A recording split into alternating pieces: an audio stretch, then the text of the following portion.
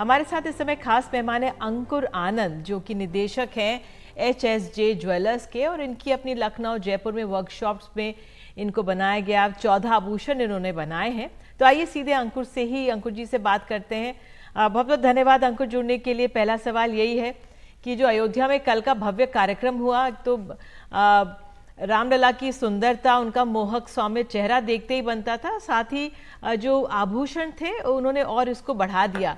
तो आप लोगों को क्या ब्रीफिंग मिली थी इन गहनों को बनाने के लिए? किन चीजों का आप लोगों ने ध्यान रखा, जरा हमारे दर्शकों को बता दीजिए।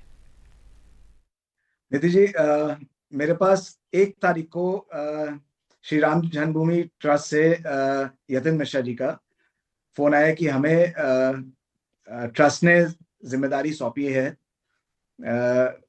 श्री रामलला के जेवर बनाने के लिए।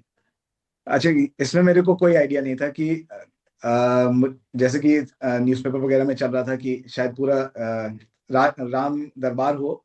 तो मैं 2 तारीख को अयोध्या गया।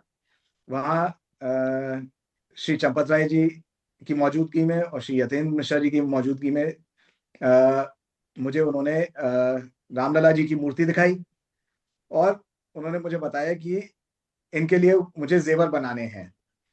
तो इसके साथ ही उन्होंने मुझे काफी अच्छे ब्रीफ दिए। उन्होंने कहा कि ये ध्यान में रखना है कि श्री रामलला जो है वो 5.5 वर्षीय बालक हैं, वो एडल्ट नहीं है। सबसे मेन चीज ये है कि जो भी जेवर बनेगा वो इस चीज को ध्यान में रख के बनेगा कि भगवान जो है वो 5.5 वर्ष के हैं।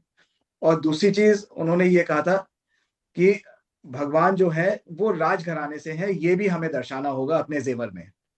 तो एक ये वाला जो ब्रीफ था ये बहुत ही इंटरेस्टिंग था, क्योंकि अभी तक जो भी जेवर बनता था वो बड़े भगवान के लिए बनता था। पहली बार जो है 5.5 वर्षीय भगवान के लिए बन रहा था।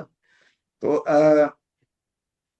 इसका डिजाइन्स और क्या कैसे होना था, इसके लिए हम लोगों ने काफी रिसर्च करी।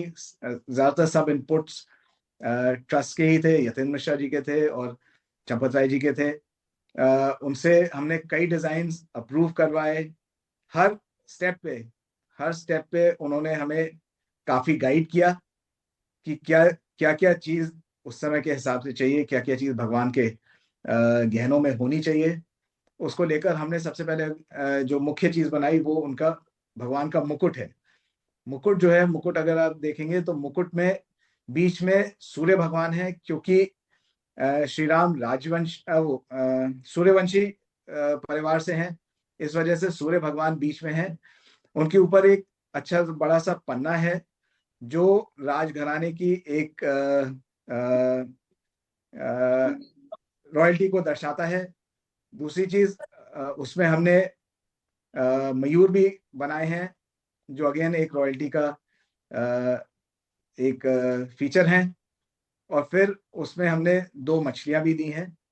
इसी के साथ हमने माणिक का भी इस्तेमाल किया है, जो सूर्य भगवान का ही रत्न है। इसके अलावा, मुकुट के अलावा, फिर हम लोगों ने तिलक बनाया भगवान का। ये बता दीजिए, रत्न कहाँ कहाँ से आए, कौन सी शैली के ये गहने बने? क्योंकि दक्षिण भारत की जो टेम्पल ज्वेलरी है उसकी झलक भी हमें मिलती है इन गहनों में।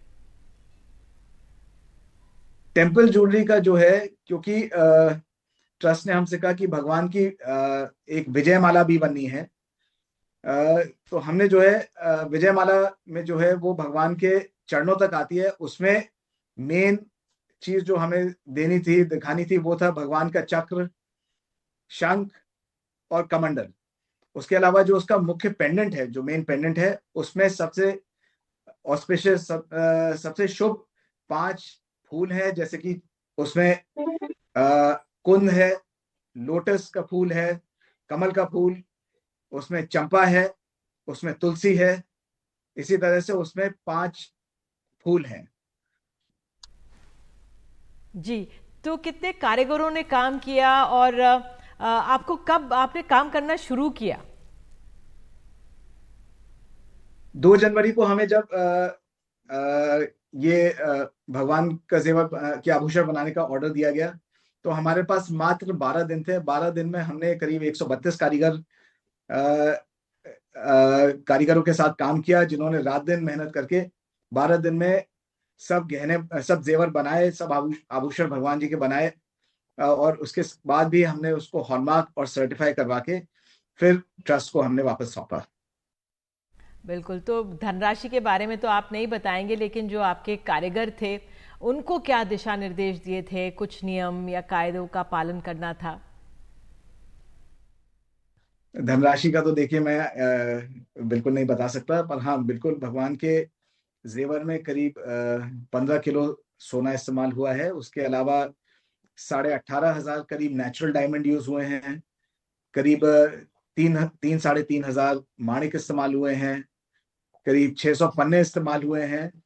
ये सब जो है ये भगवान के जेवर में इस्तेमाल हुआ है। इसी के साथ कारीगर भी बहुत खुश थे। उनको ये दिशा निर्देश दिए गए थे कि भगवान का जेवर जो है हमें हल्के से हल्का रखना है, और भव्य से भव्य, जितना भव्य हो सकता है हमें भगवान को वो वाला रूप देना है, स्वरूप। तो जो आभूषण हैं, ये गहने कहाँ बने देश भर में? जी। ये जितना भी भगवान के आभूषण बने, ये सब पूरे देश में अलग अलग जगह जगह मैंने बनवाए। ज्यादातर जो है वो मेरी फैक्ट्री में बने हैं। बाकी देश में जो सबसे उत्तम कारीगर थे उनके साथ मैंने बनवाए हैं।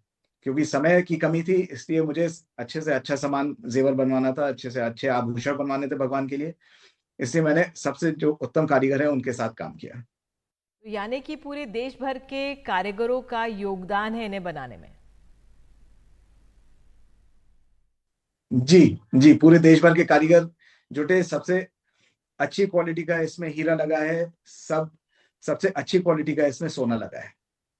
चलिए, बहुत बहुत धन्यवाद अंकुर जी बात करने के लिए, और इतने सुंदर आभूषण जो आपने बनाए हैं।